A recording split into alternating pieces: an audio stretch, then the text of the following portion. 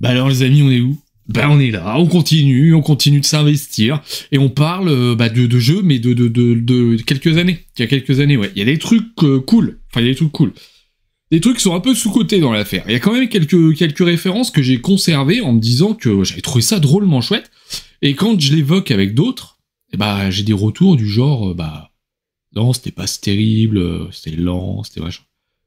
J'avais pas cette perception-là à ce moment-là, tu vois. C'était vraiment un truc où quand j'ai testé le jeu, je dis c'était vraiment cool, quoi. Sauf que avec le temps, voilà, notre avis, notre palais s'aiguise, si je puis dire. Et donc il y a certains jeux que j'ai conservés où je me dis peut-être que lorsque je vais le ressortir, ça va pas être le grand kiff. Donc évidemment, j'ai une question pour toi.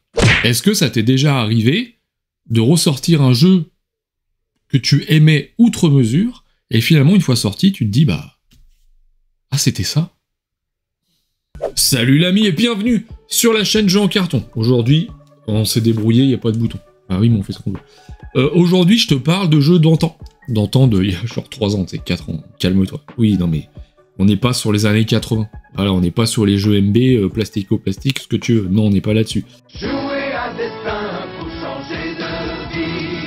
Ici, je te parle de jeux qui ont fait que j'ai voulu mettre en lumière au début de la chaîne. Donc aujourd'hui, c'est exclusivement lié aux premières vidéos de la chaîne. Donc on n'est pas sur les reviews express, mais bien sur les premières vidéos.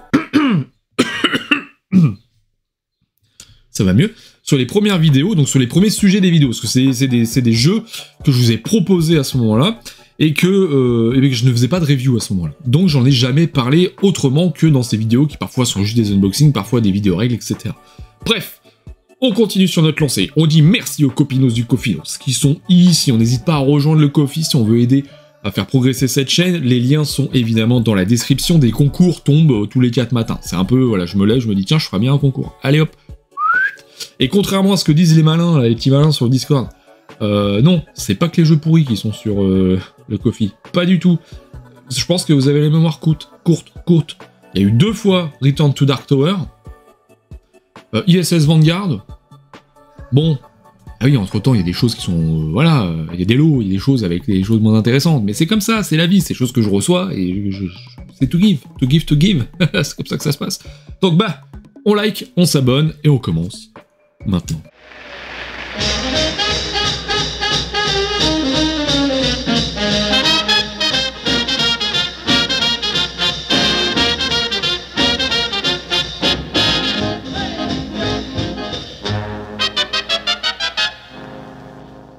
Alors oui, il y a quelques années, je m'étais intéressé à un jeu qui avait fait un petit peu son effet sur Instagram notamment. Je sais pas, j'ai un skijo voyage dans les mains. Je ne cherche pas à savoir. Et qui avait fait son petit effet sur Instagram. C'était vraiment mes débuts au départ, et voilà, je vois le débarquer ce truc-là, et thématique qui me plaît, mécanique qui me plaît, édition impeccable. Bon j'y vais quoi. Et donc, arrive chez moi le jeu Tortuga 2199. Je revérifie, 2199. Je t'ai dit, j'étais nul en date.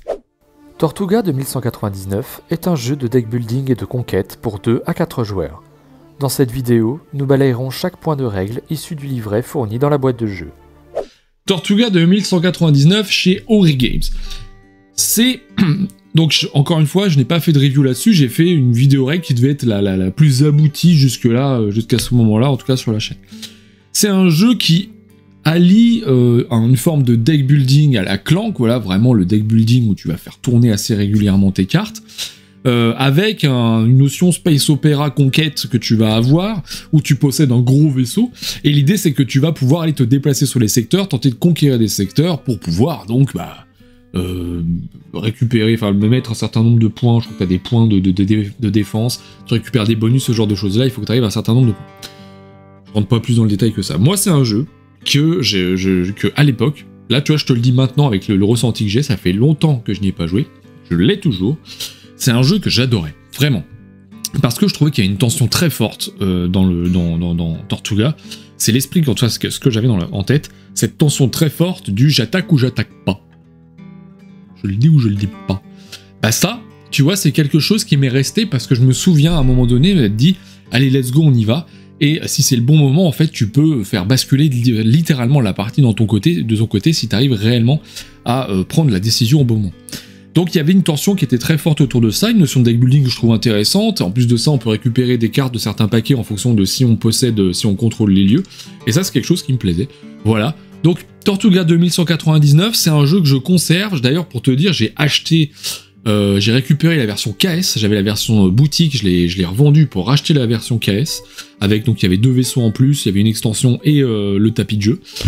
Et j'ai jamais joué avec le tapis de jeu. Voilà. J'ai fait la vidéo dessus, je crois. Et encore, je suis même pas sûr, mais j'ai jamais joué avec. C'est des choses comme ça, des trucs qui arrivent, je sais pas si ça t'arrive à toi. Moi, c'est des trucs qui m'arrivent, où parfois, ça m'est arrivé souvent que j'investisse dans du contenu deluxifiant de ton jeu, et au moment où je le reçois, j'y joue plus. Voilà, j'ai eu le souci avec Pagan, par exemple. J'aime beaucoup Pagan. Bah, j'ai reçu les gros ressources, machin, voilà, et le jeu, il sort plus. Bah, faudrait que je le ressorte. Ensuite, je vous présentais l'extension d'un jeu, d'un univers qui me plaît tout particulièrement, qui est tiré d'un jeu vidéo, qui maintenant a sa propre série qui est fabuleuse. L'extension Liens Atomiques pour le jeu Fallout. Bonjour à tous et bienvenue sur la chaîne Jeux en carton pour la présentation de cette extension de Fallout. Parmi les nouvelles choses, vous avez, en début de partie, en installant donc votre plateau joueur, vous allez devoir installer également, face cachée, une pour chaque joueur, une carte mutation. Donc ces cartes mutation, vous ne devez pas en prendre connaissance au début de la partie, vous les placez simplement à l'ancien emplacement de l'affiliation, et vous devrez les révéler à un moment donné dans la partie. Fallout, donc je l'avais acheté bien avant d'avoir YouTube, hein. Je l'avais investi dedans en me disant, enfin d'avoir YouTube, je ne possède pas YouTube, calme-toi, mais je veux dire, voilà, avant d'avoir une chaîne. L'idée c'est que j'aime vraiment la licence Fallout. C'est vraiment un truc de gosse, voilà, ça me parle, voilà. J'ai investi dans le jeu, j'aimais beaucoup le jeu de base. Ensuite, j'ai investi dans Nouvelle-Californie, et donc l'extension qui est maintenant excessivement difficile à trouver, à des prix hallucinants. Et j'ai investi dans Liens Atomiques. Le truc, c'est que le jeu sortait assez peu. Parce que finalement, moi je l'aime beaucoup, j'ai beaucoup joué en solo, mais voilà, c'était quelque chose qui était très moi. Et j'avais du mal à le sortir, et j'avais tout vendu, et à prix correct.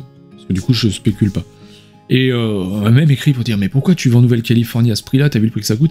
Bah oui, mais c'est comme ça. Et je regrette de l'avoir vendu. Voilà, c'est l'un de ces regrets que j'ai d'avoir vendu. Je t'avais déjà parlé il y a pas longtemps, je t'avais parlé des Contrées de l'horreur, un autre jeu chez FFG. Et ben je regrette d'avoir vendu Fallout. Parce que j'avais trouvé ça vraiment chouette et que j'aurais aimé l'exploiter un peu plus, même si ça se trouve, je te dis ça, si je l'avais pas vendu, il serait resté là encore jusqu'à aujourd'hui, il serait pas sorti, tu vois. Mais voilà.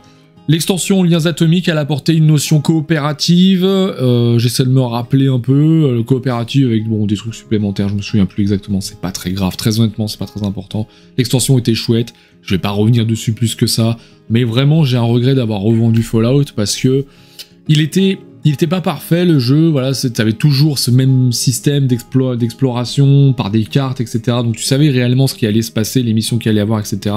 Mais on allait pouvoir voilà, prendre un camp ou l'autre suivant le scénario qu'on allait jouer. Donc le premier scénario qu'on joue, c'est t'as le choix entre la confrérie de l'acier et l'enclave. Et du coup tu choisis ton côté, non c'est pas l'enclave, ça doit être l'institut. À ce moment-là. Et tu choisis donc où est-ce que tu veux aller. Et c'est un truc qui m'a toujours plu, voilà, cette idée de pouvoir un peu shifter la partie, partir sur une autre branche, etc. Même si bon pour le coup, ça revenait de manière assez systématique. Voilà, je m'arrête là. Mais Fallout, c'est un jeu vraiment que je pense que j'aurais mis que j'adorais. Très honnêtement, je pense que j'aurais mis que j'adorais. Ensuite, j'avais tenté une vidéo règle d'un roll and write. Alors, faut savoir que les roll and write, les trucs and write, c'est clairement pas mon genre de prédilection. Voilà. J'ai toujours eu du mal à trouver chaussures à mon arc sur les roll and write parce que j'ai toujours trouvé ça assez pauvre finalement en termes de profondeur de gameplay. Et donc là, je présentais Paper Dungeon. Paper Dungeon, j'aimais bien l'idée, j'aimais bien le pitch tout du moins, ce qui était proposé, c'est-à-dire d'explorer un donjon avec des dés quoi. Cochez alors la case libre la plus à gauche sur la ligne du héros correspondant et la case libre suivante sur votre échelle de points de vie. Deuxième action possible, vous allez pouvoir dépenser un dé pour cocher une case d'un objet magique. Mais très rapidement, j'avais pas vraiment envie d'y revenir, quoi. Donc c'est vraiment le syndrome chez moi des roll and write, c'est de ne pas réussir à me dire j'ai envie de jouer à ça. Alors entre-temps, j'avais testé Welcome to the Moon, vous avez été nombreux à me dire faut que tu testes Welcome to the Moon, je l'ai testé, j'ai bien aimé, est-ce que j'ai envie d'y revenir? Pas plus que ça. J'ai testé Twilight Inscription. Ça j'aime beaucoup, mais alors c'est dur à sortir pour le coup, parce qu'il est vraiment complexe, voilà, faut vraiment avoir les règles en tête et réussir à imbiber tout le monde avec ça, parce qu'au départ tu sors des tableaux Excel, waouh, qu'est-ce qui se passe? Bah oui, c'est comme ça, c'est des jeux de société mon gars. Mais j'en ai testé plein d'autres, Welcome to bien évidemment, j'ai testé, il y en a un que j'aime beaucoup, il s'appelle Flip Town, je trouve que c'est pareil, c'est un jeu qui manque cruellement de couverture, parce qu'il est vraiment très chouette, ça se joue avec un jeu de cartes de poker, etc. Vraiment très intéressant, alors je m'éloigne du sujet, mais bref, c'est pour t'expliquer un peu mon ressenti, parce que de toute façon sur Paper Dungeon, c'est un jeu dont je me suis séparé, parce que voilà, j'ai fait le tour assez rapidement, j'avais plus envie d'y revenir, j'ai trouvé ça assez plan-plan finalement, ça n'a pas été ma cam, et voilà, alors j'avais fait une idée aux règles parce que je l'avais sous la main à ce moment-là, mais voilà, c'est tout. Après je vais te parler d'un jeu que j'avais pledgé, donc c'était, ça doit être le premier que j'ai fait de jeu que j'ai pledgé sur la chaîne. C'était chez Roxley Game, et c'est la direction artistique qui m'a fait plonger dedans. J'ai vu le truc, je me suis dit ça a l'air dingue, le tarif il était assez correct je trouvais, et je l'ai reçu. Oui, bah évidemment, je n'en aurais pas parlé. Ce jeu, c'est Radlands. Jeu d'affrontement de joueurs avec des cartes. Voilà. Donc lorsque l'on commence un tour, on va d'abord résoudre les événements si vous en avez ici, il se situe ici. Pour l'instant, il n'y en a pas, je vais vous expliquer juste après comment est-ce qu'on fait pour en avoir et comment est-ce qu'on les résout. Donc on commence dans ce cas-là, si on n'a pas d'événement, par prendre une carte. On pioche une carte dans le paquet principal, que l'on met dans notre main. Donc de base, c'est pareil, c'est pas nécessairement ma cam, mais vraiment j'ai été hypé, j'étais happé même plutôt, par la direction artistique du projet. Et donc j'ai décidé d'en faire un unboxing parce que je trouvais ça, le matos je le trouvais dingue. Alors c'était quand même 70 € pour un jeu d'affrontement de cartes si tu voulais la totale, attention, hein. Mais voilà, t'avais des tapis, t'avais des cartes PVC, là, celles qui se plient jamais là, t'avais des jetons acryliques pour ce qui est de l'eau, etc.